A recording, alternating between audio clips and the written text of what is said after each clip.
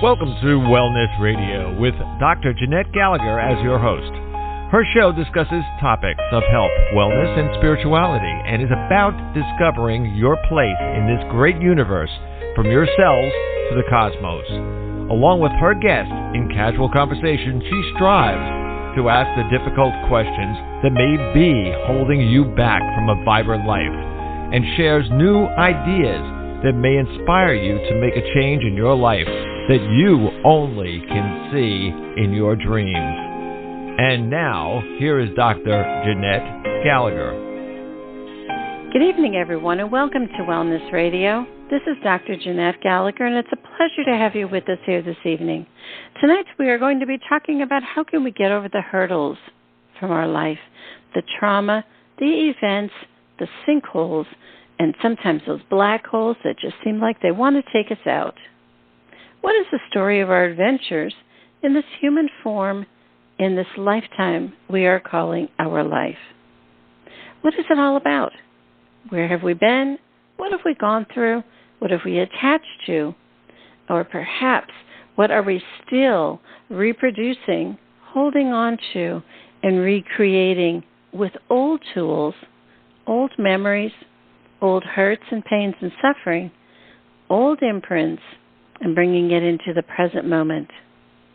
How can we say, oh, I just want to shed. I feel like I just need to let go of my turtle shell. I need to let go of my snake skin. I need to be able to breathe. I really need to feel freer. What is that all about? It's a time when your soul is saying, hey, dude, we got a little bit too much here. We're collecting too much baggage, a little bit too many things in the corner. There's a lot of times that we have to say the story has to release so we can see how we can dance in the ethers, as we've shared so many times over the decade. It's about being a little bit freer. How do you do that? How do you recognize where you are? And how do you see that there is so much more potential out there? And let go of the big word, fear, pain, struggle, suffering, or this is who I am. But today we're going to say, it is not who you are, it is what you have traversed through. How freeing can that be? Today my guest is Karen Schultz. Her book is Little Karen and the Egyptian Priestess, How My Higher Self Healed My Childhood. Karen, thank you so much for joining us today. It's a pleasure to have you with us. Thank you. It's a joy to have you with me and to share. I'm so glad to have you with us, Karen, because I think the idea when you talk in your book about, your stories of life, many of us over the age of 50 are now opening up those boxes of secrets. We're opening up those boxes of stories, and we're saying, what the heck do I do with it? And I think that so many of us in this decade, at this time, are now saying, I don't choose to take it to my deathbed. I don't choose to take it to my next life. I want to clear it. Whereas in the past, our ancestors would have just taken it with them, right? Exactly. One of the things that I do to try to help people is to see that it serves no purpose in the present except to make you feel worse. And there's always a choice to go forward and call back your spirit from where you left it, and not to focus on the past and what was bad about it, but how to let it go. So this way we can create a spiritual, happier, positive life, and work with clients so much trying to change their thinking into that they think they have to go to the grave with it. They think that this is what they deserve, but they don't. So I try to help them that you can be worthy of change, and that I see a lot of people afraid of it because it's new and the unknown. But Deepak Chopra said, I'd rather you run into the unknown than, run to the known, because you know that. Letting go of what once was, and having the courage to just go forward. And regardless of what's going to happen, that's the journey, that's the adventure. I think that the difference is that in the 1900s, when you and I grew up, and even now in the early 2000s, people were really not sharing their life stories. However, if you look at it, even on social media now, kids that are in their teens, 20s, 30s, they're ready to tell you everything that's going on. Mm-hmm. There was something the other day on the news in my local area, and a girl was saying that she had been homeless at the age of 15. So when she finished high school, she finished early at 16. And she said, I think I'm going to go to college because they have housing there. And we think, wow, isn't that so exciting that she was able to tap into that knowing and not have to go through some of the stuff all of us have done in the past. Isn't that exciting when people can speak up and say, I need help, this is where I am, yet we never did? Yes, because you know what? I wrote a book in 1993, and nobody would let me talk about it, and I just figured I wasn't time yet. I was 20 years, too futuristic, and nobody wanted to discuss it. So now that it's in the media, it's everywhere, that we have a choice. And that's what my passion is, that I'm not going to sit in the past, that I've got to go through, and I have to be a role model for them, and I have to be further along than them. So that's what keeps me hopping. But, yes, before 20 years ago or whenever, nobody was talking about this stuff, and it was really verboten. And now I'm feeling, that's why I wrote this book now, because I figured, well, now it will be better received because people are open to these things. And the young people seem to have their baggage, and they don't have any baggage. They just keep going forward. And I think their action plan is more proactive than what we've done. And so I really like the way that, even my daughter, who's 21, and she's in London trying to do a theater internship, and she doesn't seem to think, anything's going to go forward, everything's going to go positive. She just keeps going. And I really appreciate that. And that's what we want to learn, how to use the actions rather than stay stuck in the mud. Mm-hmm.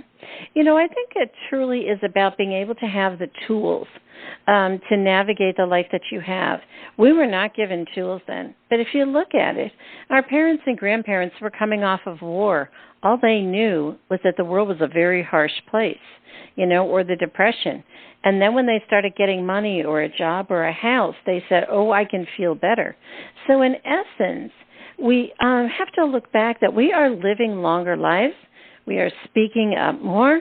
We are much more active in our later years.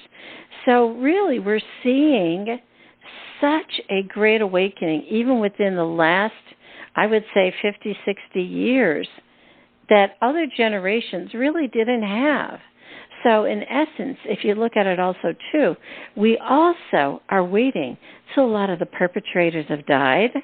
So we can speak out and not be afraid of losing our jobs. Or we can also turn around and say, I can say these things because now I really just don't give a flying hoot. I think a lot of people are saying, I can't carry it anymore, but here I go. I'm going to just let it out, right? Yes, and I think that's important. And with my own family, where my father passed away, I waited till everybody passed. And I did the forgiveness work before, and I just was able to say this no longer defines me. And I took care of his house and got everything dealt with, and me, myself, and I, and my guides.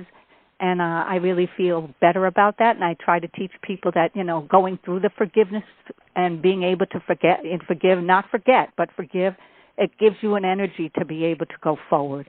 And I think that, that's what I'm trying to help people do, and not to give them up on a good future. And I've seen kids now that are 20 years old, and they want to become influencers, and they're in LA every month trying to do it without, maybe they've had an eating disorder or something else putting them in giving them trouble, and they've been able to move past it and just keep going. And I've seen the same with sexual assault as well. These are, I have teenagers, they're doing their very best to just try to step over it and move forward, and I'm very proud of them, and I'm proud of anybody, because only the healthy people get to the therapy. The healthy people want help. The people who acknowledge that it's draining on them, those people come, and I give them a lot of courage. I give them, say, you're in the right place, and thank God you're here, because it's the healthy people who come, because they want a better life, and they want to be happy. But also, too, Karen, here, let's think about this story for a second. It truly is also, too, that ownership. In other words, that was an experience we went through, it is not who we are. We are not broken. We are not maimed. We are not this, that, or the other. Because we truly are in our soul and our spirit, whole and imperfect. And we're just good right to the core. It's just something we've gone through, and it's an outward expression of a time or place in our world. And I think we've gotten stuck with the idea that if we look back many decades ago, people would use words to really lash out. You're this, you're that, and they would use very bad words. You've shared many in the book for you, and also I've shared on this radio show about mine, and it was pretty devastating, a lot of the words, and we became to believe that was who we were and what we were made out of, and that, in other words, everybody else knew it because a family member or a relative had said it, and it was golden. When in essence, if we can come to the conclusion that that's their issues, they don't own me, and I'm not a part of ownership of them. So, if you look at the young kids these days, they're like, they don't worry about not having their mothers or fathers or brothers or sisters around. They've got their own life. They can see it as such, and they're very much a free spirit. Versus, all of us saying, well, all of my relatives, do they come to my wake? Did all of my ancestors, like all those old estranged family members coming out of the woodwork. That's kind of an antiquated vision of looking at the life, right? Yes, it is, and that's where the higher self comes in. I have the higher self, which is the priestess in the book, and how she's connected to the higher, she's connected to God and to the higher channels. Yes. And many times when I was afraid, I would ask for her help, and she would always say to me, just put your name out on the door. You're going to get clients. Just go. And you're going to do this before this person does it. Always very positive, leading me in a pioneering way because I didn't know the path, but higher self did know and did give me that ancient wisdom from Egypt to go forward and to live my life in the present. And that's where I really felt the connection is. This is ancestral, and I really was happy to have it. And I was happy to know that I was going forward with my higher self, and my higher self was going to be with me for the rest of my life, and I was going to continue to learn and be on the journey. So just accepting the spiritual reality and then seeing the younger people just not even deal with the crushing blows of the past. They're able to just travel light. And that's what I try to travel with my higher self, and for people, and to model for people that, why are you happy when all this bad things happen to you? Well, because I put that put that aside, and I created my spiritual life. And that's why it's so important to have a spiritual life, because then you can do those things. And a lot of teenagers and young adults I work with, they are very spiritual. They wouldn't call it that, but they're able to just, take care of themselves. That I think we have that inside, that ability that, that I call her the inner cheerleader, or my intuition, or the part of me that knows that I don't, knows things that I'm going to get to know. Don't you think that in essence, Karen, truly what you did was when you connected with the priestess, you went back and you were retrieving part of your soul and existing in an out-of-body experience from that position. So in other words, when you talk about the priestess as a separate entity, it really is your other piece of you other piece that of is already completed within the soul journey. Right. And that's what I try to teach people, that they have their soul too, and they have their their pieces that they can use with that strength. So it's a strength thing. And I am really happy that when things were going bad, that I was able to call on the priestess, and I knew it was light years ahead of me, but I knew it was a part of me, and I wanted to make it stronger. And I think everybody can too. And this priestess does have all the joy and the love and all the amazing things that come from believing in the spirit. And I think also, too, when we can step outside of ourselves and we have this sense of a guide with us, another spirit with us, another part of an energy source, we really can feel that we're okay regardless of what's going on in our life. And it's not a human that you can push the button, tap into, have them bring you food, have them be safe around you. It's something it's very much in your thoughts and in your heart. And once you can work from your inner self, a lot of that outside needs or a lot of that outside construct that you command just doesn't seem as important anymore, do you think? I agree, and I think it's from the heart. And I've learned that by opening my heart and by opening the ability to channel other things or to be open, that it's really given me a larger viewpoint. So it's infinity. I was in Maui, and I was looking at the ocean, and I heard, here's your future. It was an infinity. I mean, so I just look at it as, you're right, there really aren't very many limits to the wisdom and the goal, and my soul has a job to do, and I think I did my work over this life, and but I know that I'm going to continue to find more love and more peace as it goes on, and that's what I try to write for people, to give them courage and let them know it's okay. And when I heal people, I have to have their permission. I have to have their willingness. I have to co-create with them, and that's a real gift. I think also, too, when you talk about in your book, when you said, I will show you the Egyptian life, and you became very wise and sacred, it's almost as if, I don't know if you've noticed this lately, but I have, when someone would say something to me, and I'm going, but it's already done. And it's already done. And it's almost as if, are we just waiting out our time in this human story for right now? Because now we've connected backwards and completed our cycle of knowing of who we truly are. And we're saying, then what am I doing here? I think a lot of times people will say, what is the next step, right? Yes. Well, for me, the next step is just continuing on the journey and continuing to teach people what they need to go forward and to be a spiritual light. And I'm here to be a light. And I also study Kabbalah, and I have rabbi guides, and they talk to me about taking the menorah light and going out and giving it to people. And so I just think I'm here to be a light. And that's what I tell a lot of people, just be a light. Because right now the world is in disrepair, and I think we need to help heal it, and so that the light helps heal. So I'm just say, if I give you my light, then the next person gets the light from them, and it keeps going on. So I think I'm a light worker at this point, and I'm supposed to be able to, connect with people, connect the heaven and the earth, and that's really my goal, is to connect heaven and earth to let people know. Especially I do grief counseling. So a lot of it is, the other world is not far away. You might not be able to see a loved one, but your loved one's there.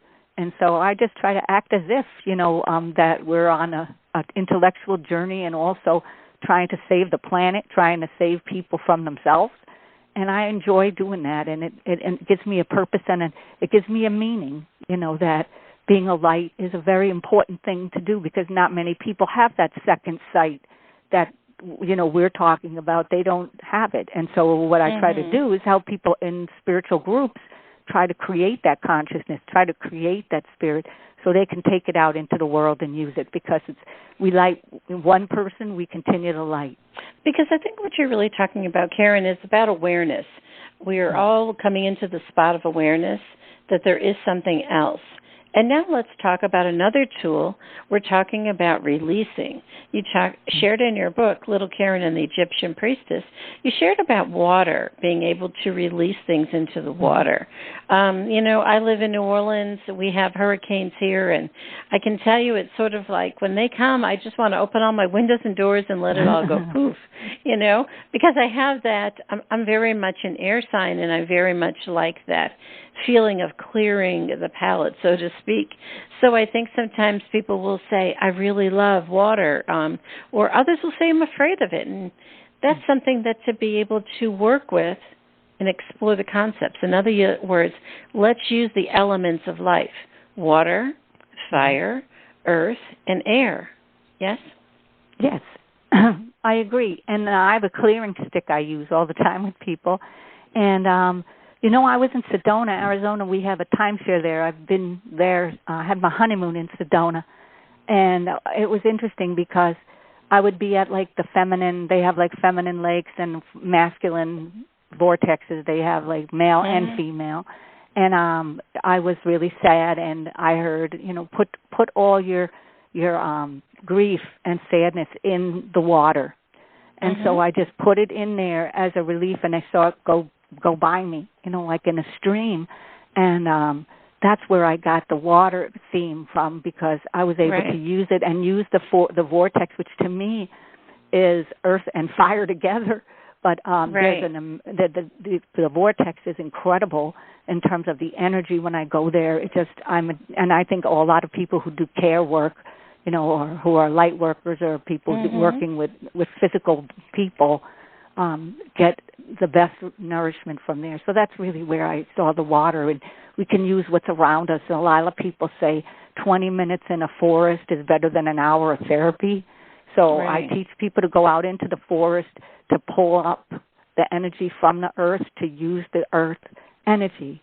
And so I try to use the natural things that are out there in nature as ways to heal. Yeah. I lived in Arizona, for many years, and it was such a place of being able to experience something different. And I think that's very important. If you're in a place and you feel stuck, do a little journey. You don't have to go to Arizona. You can go outside of your space and time. Go to another city, go to another type of land, go to a different place, and see what you can feel into, or what you can seek out, or what you end up being guided to. Because that's truly when you're able to say, I'm open to something different. Once you say that, something will show up, don't you think? Yes, and I tell people to ask for guidance, to ask for help, to be able to, and that's the hard one for a lot of people, to use the creative, natural world to find peace in it.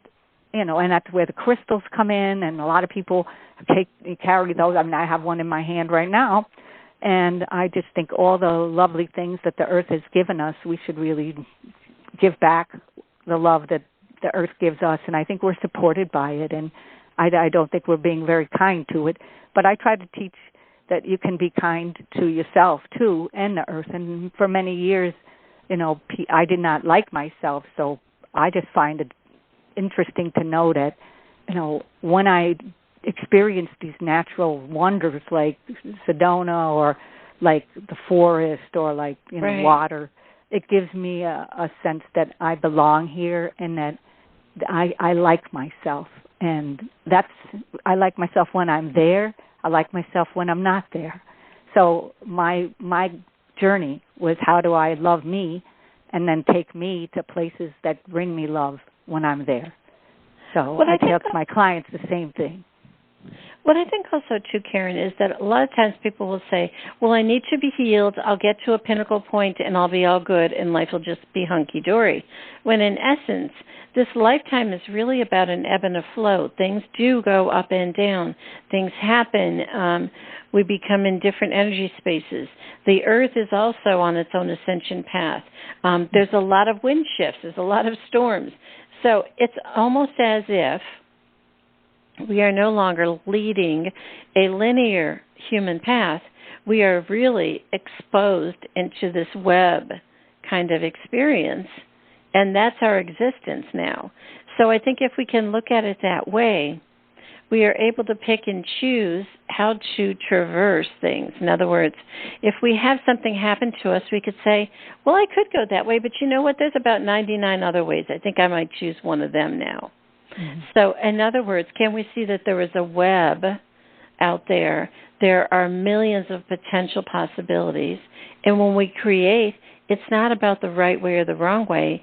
It's about, I don't know. I just think I'll go down it anyway. And if you fall into a hole, you'll say, wow, I never knew this hole was here. This is kind of cool. This one's pink. This one's green. Or maybe I've seen this one before, but, I know how to get out of here. So I think the idea is, can we be freer with our experience and our conversation and our words to explore further? Yes? I think yes, and I think that's a hearty yes.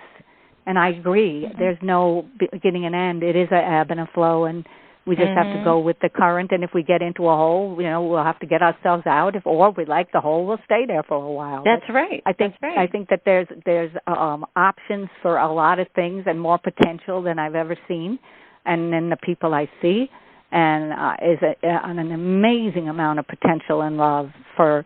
And their stories aren't linear either. And I learned that that's about being human. And being human is a gift, but it's also a struggle. So we have to go with both. I think sometimes people will say, but I didn't learn my lesson that way. Or you see people, I think the media really took it the wrong way.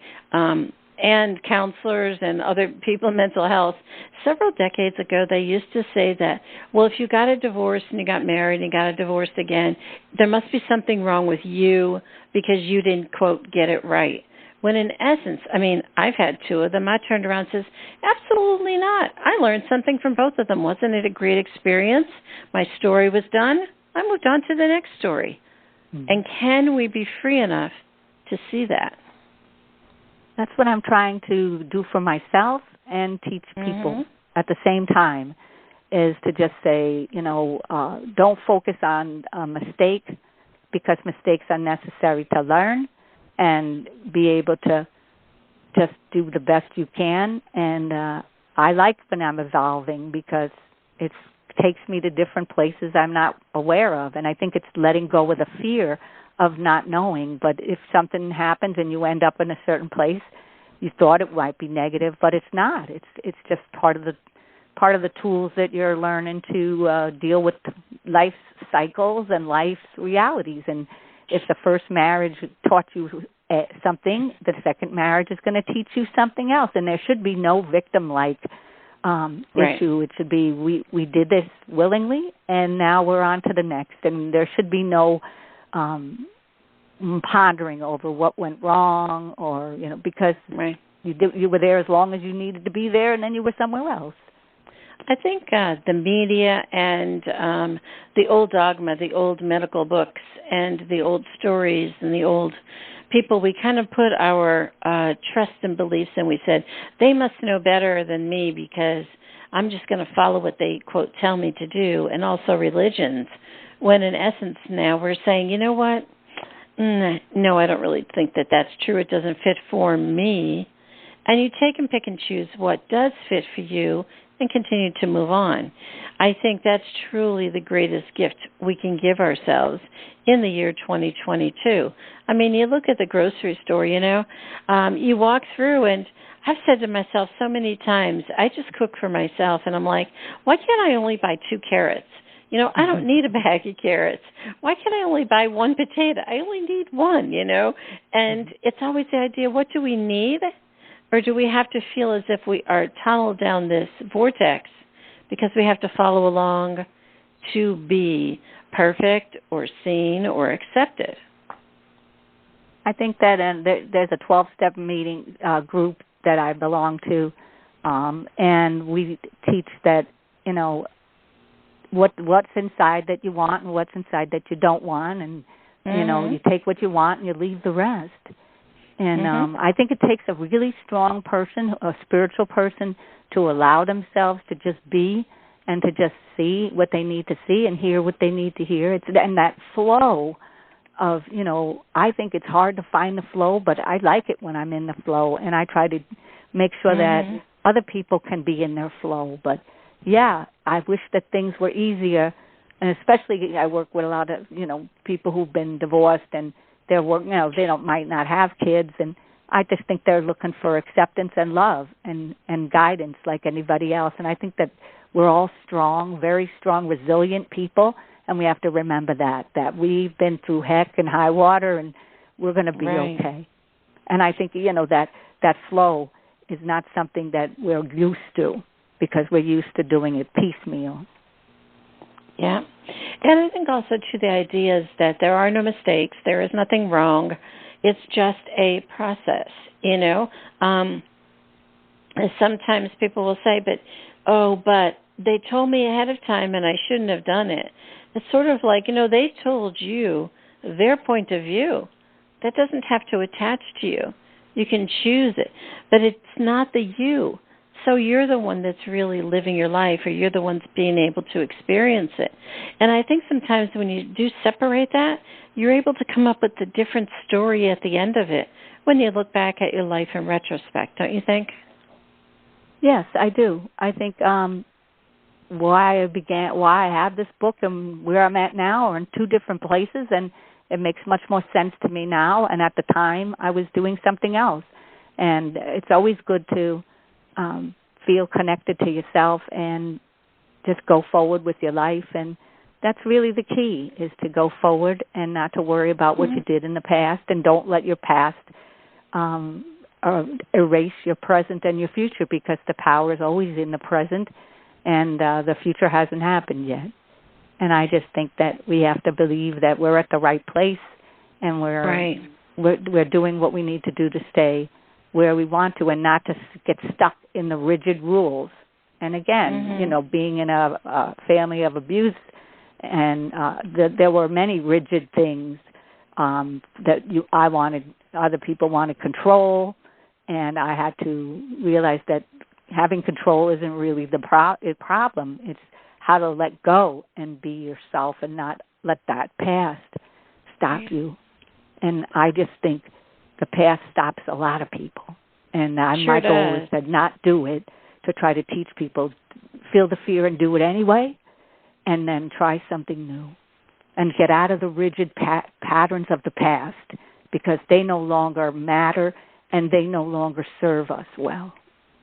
I think the best kind of therapy ever to be able to say, I'm looking for a different way to be, is to clean out your kitchen drawers. You know what? All those tools that you have in there, those things that, like the old-time can openers, or the old potato peelers, or maybe some twist ties that have been twisted way too many times, or those old batteries that you said, well, maybe one day, or how about all the loose screws that were around the house and you threw them in a drawer? What I've done is I've gone around my house and I've just said, did I use it last week? And the answer is no, it went in the garbage. I just started throwing all of that away. And what I found is that I would start finding new tools. I really don't need that. I don't buy cans anymore. I'll buy a small, simple can opener, but I don't need all 4 or 5 of them half broken, or this, that, or the other, So I think the idea is, can we start to let go of some of the old tools of the way we used to do things, and say, I truly don't need it, because I really don't want to have that in my experience again, so that I don't need the tool to be able to always fix it. Those in your medicine cabinet, we've got all those fix-it medications. Well, maybe I'll have a headache, so I'll keep that. Maybe I'll have an itchy skin, I'll keep that kind of idea. And the answer is, honey, that expired. That story's over. So did that tube expire. Throw it out. Are we able to look at it like that? Well, I know how hoarding is, and I know that people have so much stuff in their houses, me included, and I think that a lot of people have a hard time cleaning out, because it brings up emotions and it brings up other things, and what if you don't have that? In reality, we don't need the stuff. But I think that, the world is, and there's a lot of people who's, I know one lady who does it for a living, goes and organizes people's basements and, clear out. And I think that there's nothing wrong with a spring clean, and to take a look at what you don't need and get rid of them, because we don't need stuff. And I don't think it helps anybody. The more is, it's not more is better. It's when do I feel clear? And I think that we all as a society need to clear our stuff that's knee-deep. We're knee-deep in it, and we need to get rid of it, because it doesn't do any purpose. I work a lot with patients at end of life, and my husband, he was selling life insurance, and he went one day to collect the payment, and he went back the next day, and all of the person's stuff was on the street, and he said, what happened? And they said, oh, she died last night, so they cleared her stuff out in the street, and it all went out to the garbage. So instantly, that just popped into my head. What can you take with you? Why are you holding on to everything? And you certainly, when you leave, they have no interest in what you've left behind. You know, I think we get stuck in this idea of legacy, my story. They have to remember me. When you're a free soul and you've passed over, that's not true anymore. They might recognize you as a soul wave energy, but your human story does not come along with it. So the answer is, can we free up our human story? I was just talking to a man who's retirement age yesterday and about downsizing, and the guy was, talking to me about the legacy and what he wants to keep and what he wants to give his son and where he wants to go. And I think people need to have more of those kind of talks, because the past offers us nothing. And when we go back, it's like my son, I adopted him from Guatemala, and I sent pictures, like a phone, a camera, and they didn't give us anything. So when he came at 13 months, he just had his coat on, and none of his story was there, and I couldn't explain those people who were there with him, like who they were. I didn't know that they were excellent people. And I realized he did better not having it, because he could start afresh, and it could be a whole new life. And maybe he didn't need to know those people.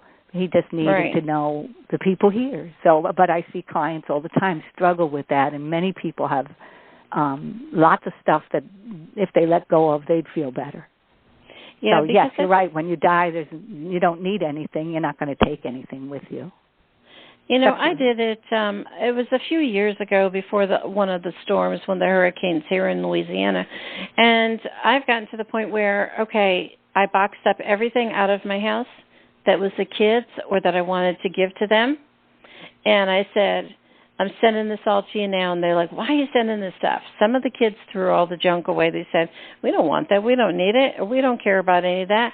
95% of what I sent them, they threw away, but I wanted it to be on them, that I gave it to them. It was out of my house, and I did my part, and then they made their choice. But the point is that I said, the day I die, you don't need to come to my house looking for something of yours or a memento or whatever, because there's nothing here.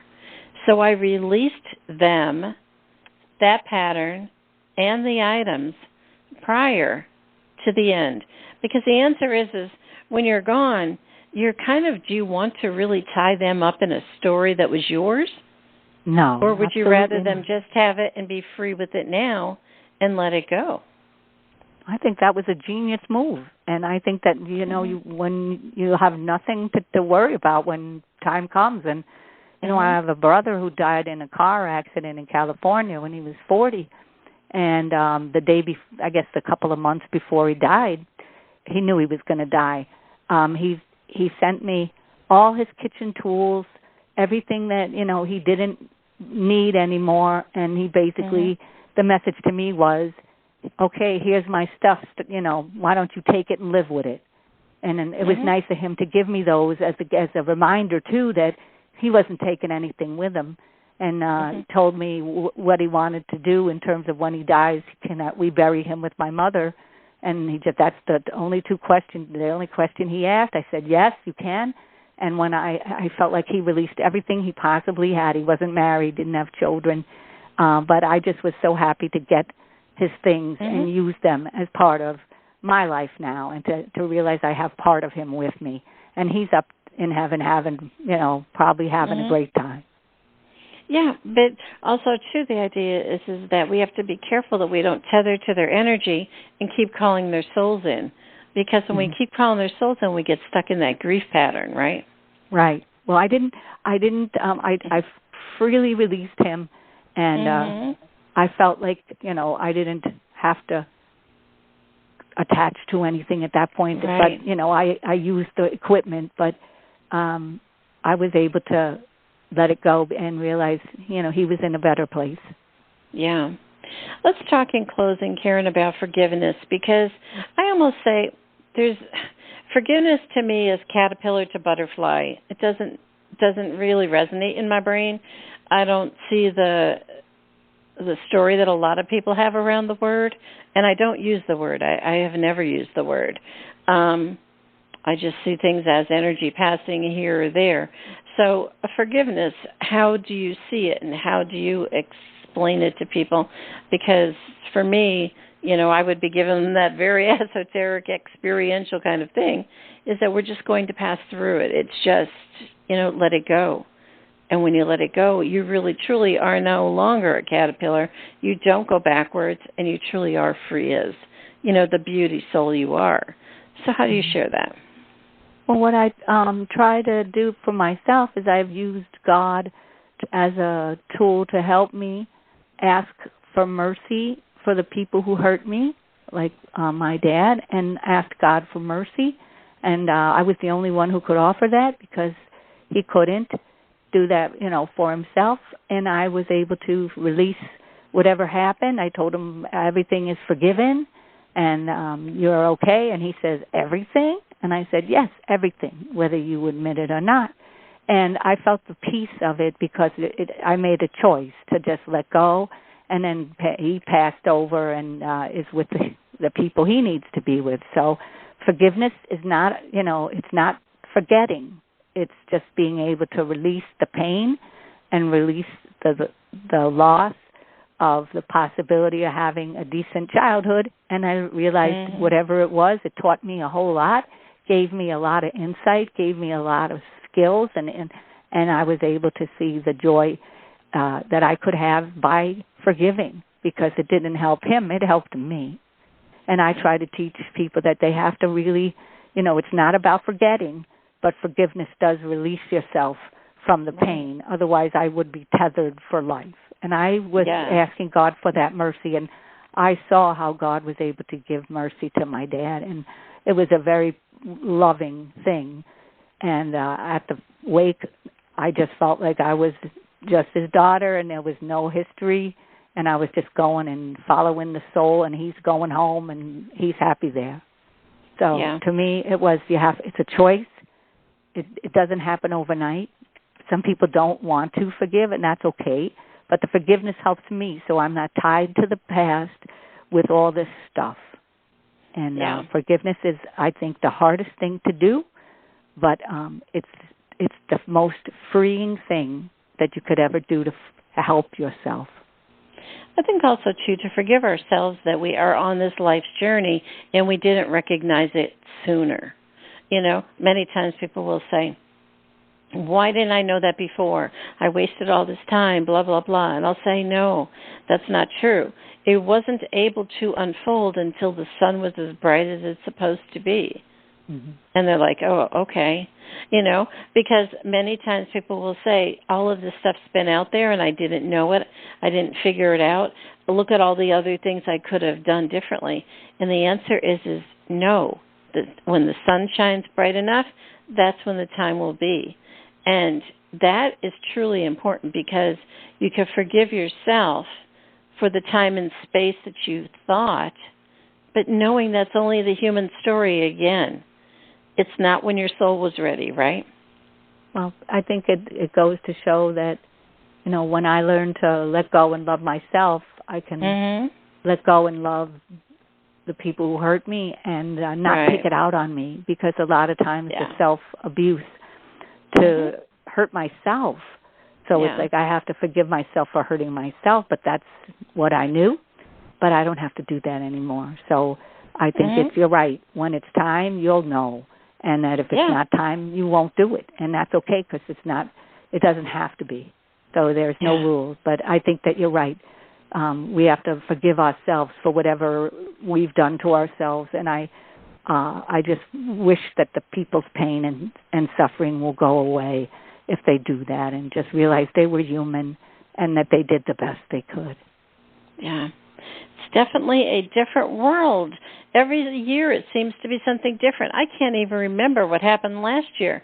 And I'm going, oh my goodness, is the world evolving on warp speed? Are we truly phasing through things and phasing out of things so quickly and becoming more expansive in our consciousness, awareness, and our knowing, and really picking up some really cool tools? Don't you think in the year 2022 that's where we're at? Yes, I agree. I think it is. And an expansion, and people shouldn't be afraid of the expansion. But, They should just accept expansion. And every religion or esoteric teachings, they're all about expansion. They're all about letting go and letting see what's happening. So I think that we need to do that. Yeah. It's kind of cool in a way to be able to ride the wave. Well, Karen, it was such a pleasure to have you with us. Could you share with the listeners how to find out more information about your work? Yes, you can go to spiritcoachkaren.com, and that's my website. And I'm in Chicagoland area, and I would love to talk to you about the book. And you can get the book from Balboa. You can get the book from Amazon, and anywhere books are sold. Very good. Well, Karen, it was a pleasure to have you with us. We thank you so much for dancing in the ethers with us today. Well, thank you. It was a lovely dance, and I'm very glad and grateful that I got a chance to work with you. So happy to have Dr. you. Jeanette, you're a wonder. You're wonderful, and you're awesome. Thank you so much. If you'd like to find out more information about Karen Schultz, again, her book is Little Karen, an Egyptian Priestess, How My Higher Self Healed My Childhood. Please do click on the link on the bottom of today's show page for more information. Go directly to her website and be able to say, how am I connected today? Where am I feeling something that is out of sorts? And where did its source come from? Was it something happened in my childhood? Perhaps something in my adult life? Or maybe it's just the hole that I'm stuck into. How can I navigate and change my life and become better connected? Find some different ways to be able to live this world and say, you know what, it's all A-OK. And just recreate yourself from the inside out. Isn't that an exciting journey? Thank you so much for joining us today. This is Dr. Jeanette-Gallagher, and until tomorrow, have a great day. Today we discussed many life-changing concepts. Who do you turn to, and how do you know what is best when faced with a health crisis? Dr. Jeanette is a patient advocate. She listens to the patient, the doctors, and the family, clarifies the health issues and concerns, then helps the patient make the best choices going forward. If you would like help implementing change into your life and health, we can talk and see where you are stuck and how to improve the quality of your life. Check the link on the bottom of today's show page or visit dr.jeanette-gallagher.com to schedule a phone appointment today.